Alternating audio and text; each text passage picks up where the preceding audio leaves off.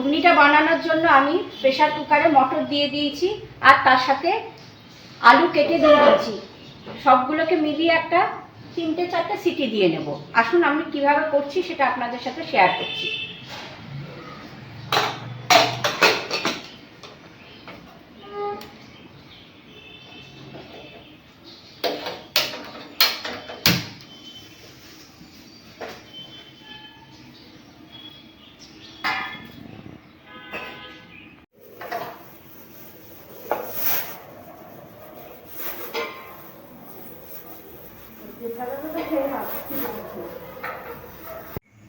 সমস্ত মশলা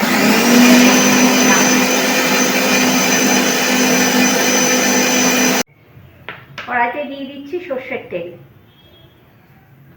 তেলটা গরম হলে পরে আন্দাজ মতন আপনারা তেলটা দেবেন।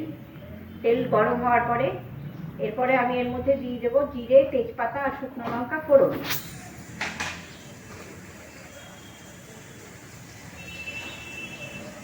গরম হয়ে গেছে।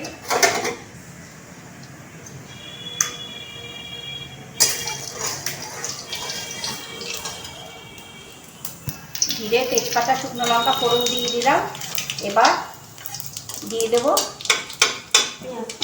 পেঁয়াজ কুচোনো। কালারের জন্য একটুখানি চিনি দিয়ে দিলাম তেলে।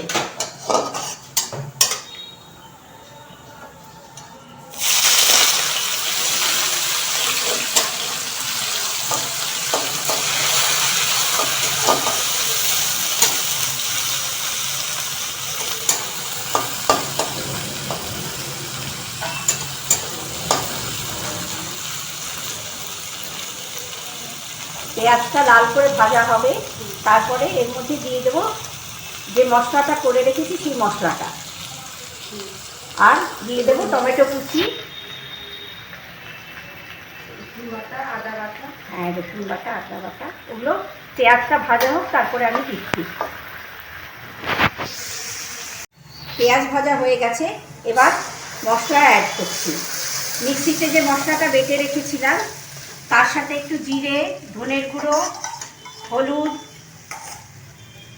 আর সামান্য একটু লঙ্কার গুঁড়ো দিয়ে সমস্ত একটু নুন দিয়ে, হলুদ তো দেওয়াই রয়েছে এর মধ্যে, নুন,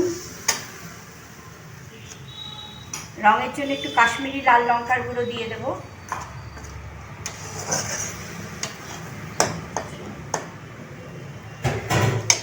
টমেটোটাকেও গ্রেট করে নিয়েছিলাম, না মিক্সিতেই পেস্ট করা ছিল, টমেটোটাও দিয়ে দিয়েছি এর সাথে।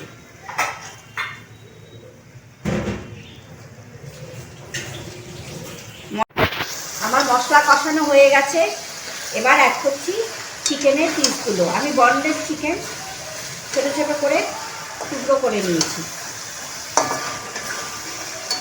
এটা দিয়ে আবার ভালো করে কিছুক্ষণ কষাবো, আর সামান্য পরিমাণে একটু করে জল দিয়ে দিয়ে চিকেন পিসগুলোকে সেদ্ধ করে নেব। তারপরে সেদ্ধ করে রাখা মটরটা আর আলুটা এর মধ্যে অ্যাড করব।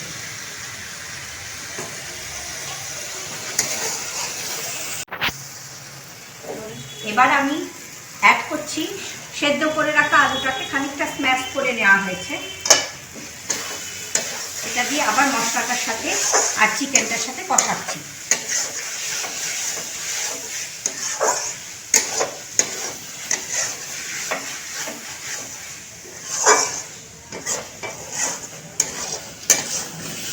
এবার অ্যাড করছি সেদ্ধ করে রাখা মটরটা।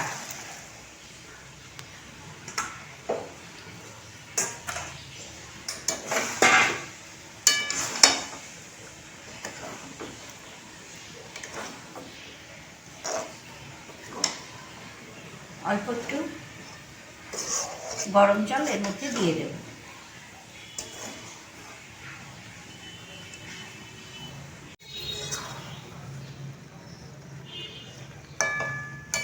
এবার দিয়ে দিচ্ছি গরম জল।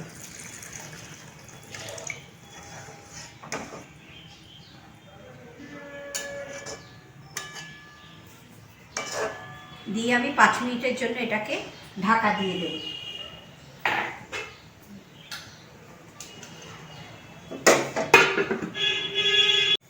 এবার উপর থেকে দিয়ে দিচ্ছি গরম মশলার গুঁড়ো আর ধনেপাতা দিয়ে গ্যাসটা অফ করে দেবো।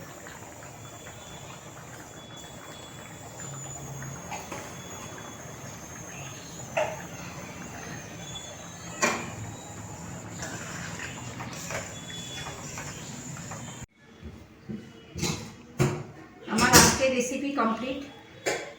আমার মাংসের ঘুগনির এই রেসিপিটা কিন্তু আজকে পুরোটাই আমাকে যে সাহায্য করে সন্তোষী বলে আমার বাড়িতে যে রয়েছে, তার সাহায্য নিয়ে সমস্ত আজকের এই পুরো রেসিপিটাই কিন্তু তার নির্দেশ অনুযায়ী হয়েছে।